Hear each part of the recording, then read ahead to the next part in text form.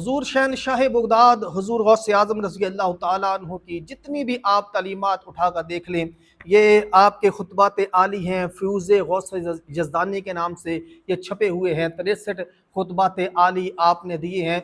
तो जितनी भी हुजूर गौसे आज़म रज़ी अल्लाह तआला अन्हु की तालीमात है, वो अपने कल्ब को साफ़ करने और अल्लाह की तकदीर पर राज़ी रहने के लिए है कि हर हाल में इंसान अल्लाह की तकदीर पर राज़ी रहे। आपने फरमाया जब बलाएं नाज़िल हों तो सब्र किया करो। सब्र की एक साथ ऐसे है जैसे बरसों इंसान खुदा के साथ रहा हो, खुदा के पास बैठा हो। यानी सब्र करना इतना अजीम मुकाम रखता है। सारे की सारी आपकी तालीमात उठा के देख लो, आपने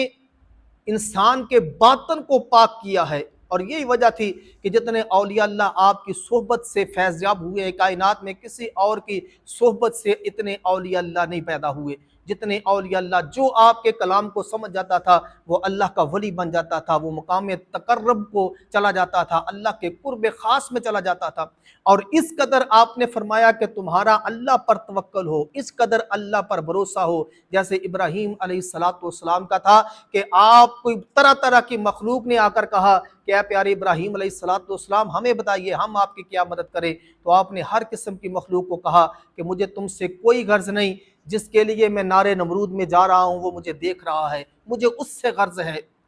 मुझे सिर्फ उससे गर्ज है, उससे मोहब्बत है, उससे प्यार है, उस पर तवक्कल है, मैं उसके लिए जा रहा हूँ, वो देख रहा है मुझे। तो फरमाया जब आप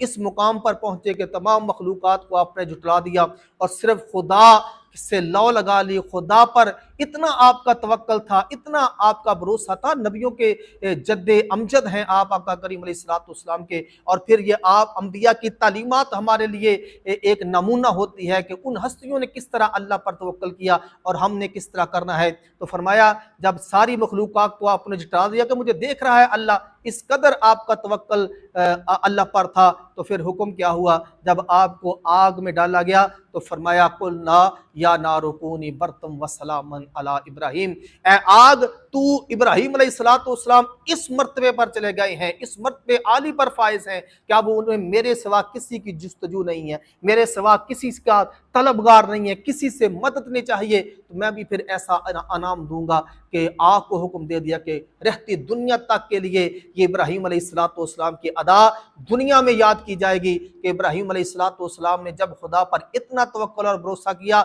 तो खुदा ने इनाम क्या दिया, कुलना या नारुकूनी बरदम व सलामन अला इब्राहिम, फिर आग ही गुले गुलजार बन गई। यही आप फरमाते हैं कि खुदा पर तुम्हारा इस कदर तवक्कुल होना चाहिए, इस कदर भरोसा होना चाहिए, इस कदर ताल्लुक होना चाहिए। तो आपने फरमाया खुदा के साथ होशियार हो जा, खुदा के साथ गफलत ना कर। फरमाया ये ना हो कि मौत के बाद तुझे अकल आए कि मैं क्या कर बैठा, अब पछताए क्या होगा जब चुग गई चिड़िया खेत। फरमाया मौत के बाद होशियारी कुछ नहीं काम नहीं आएगी, मौत के बाद बेदारी कुछ काम नहीं आएगी। खुदा के साथ बेदार रहे, होशियार रहे, कहीं तुझे जबरन अल्लाह ताला होशियार ना करे, खुद ब खुद होशियार हो जा, खुद ब खुद खुदा के साथ ताल्लुक कायम कर ले, खुद ब खुद खुदा की तरफ लौ लगा ले, खुद ब खुद खुदा की तरफ आ जा। फरमाया कि अगर जबरन तुझे खुदा अपनी तरफ लेकर आएगा, यानी तुझ पर बलाएं डाल देगा, अमीर है गरीब कर देगा, सेहतमंद है बीमार कर देगा, खुशहाल है परेशान कर देगा, तो फिर तुझे अकल आएगी, ओ हो, मैंने तो खुदा की नेमतों को जलाया तो उसकी सज़ा मुझे मिल रही है। फिर तू गाफल नहीं बनेगा, फिर तू अकल आएगी, फिर तू खुदा की तरफ आएगा। इससे पहले पहले तू खुदा की तरफ आ जा। और फरमाते हैं अपने कल्ब को मासवाए अल्लाह हर चीज़ से पाक कर ले, तेरे कल्ब में खुदा के सिवा कोई चीज़ ना हो। यही आका करीम अलैहिस्सलाम की हदीस मुबारक का आपने हवाला दिया है कि हुजूर ने फरमाया कि इंसान के जिस्म में एक ऐसा गोश्त का लुथड़ा है, अगर वो ठीक हो जाए तो सारा जिस्म ठीक है, और अगर वो खराब हो जाए तो सारा जिस्म खराब है। फरमाया वो कल्ब है, वो कल्ब ऐसी अजीम अल्लाह पाक ने एक चीज़ रखी है। और यही वजह है कि वही इलाहिया आका करीम अलैहिस्सलाम के कल्बे अनबर पर उतरती थी, और इसलिए हुजूर ने कल्ब को पाक करने का और कल्ब को फेरने का आप अक्सर दुआ ये किया करते थे, या मुकल्लिबल कुलूब सब्बित कल्बी अला दीनिक, ए दिलों को फेरने वाले मेरे दिल को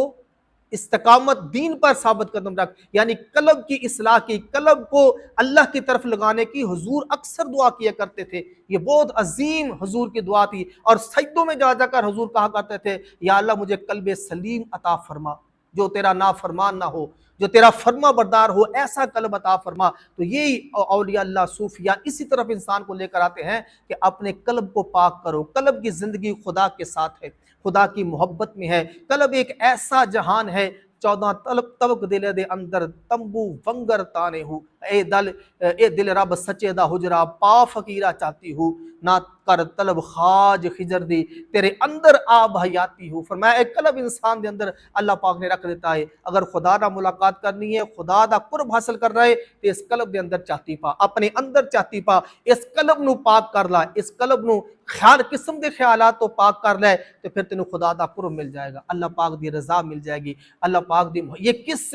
لیول کی تعلیمات ہے حضور غوث اعظم رضی اللہ تعالیٰ عنہ کی۔ آپ اندازہ کریں کہ جو لوگ یہ تعلیمات سنتے تھے اور اس پر عمل کرتے تھے، یہی وجہ ہے کہ کائنات میں سب سے زیادہ اولیاء اللہ آپ کی صحبت سے نکلے ہیں، سب سے زیادہ مجاہد آپ کی صحبت سے نکلے ہیں، سب سے زیادہ اسلام کے لیے جانیں قربان کرنے والے آپ کی صحبت سے نکلے ہیں، سب سے زیادہ مجاہدین صلاح الدین ایوبی جیسے آپ کی صحبت سے نکلے ہیں، نور الدین زنگی جیسے آپ کی صحبت سے نکلے ہیں، بڑے بڑے جلیل القدر اولیاء آپ کی صحبت سے نکلے ہیں، کہ آپ نے دنیا کے لوگوں کا تعلق دنیا سے توڑ کر خدا کے ساتھ جوڑ دیا تھا۔ اس لیے جب دنیا سے تعلق ٹوٹ کر خدا کے ساتھ جڑ جاتا ہے تو وہ انسان کامل بن جاتا ہے، اشرف المخلوقات بن جاتا ہے۔ یہی تعلیم حضور غوث اعظم رضی اللہ تعالی عنہ کی ہے۔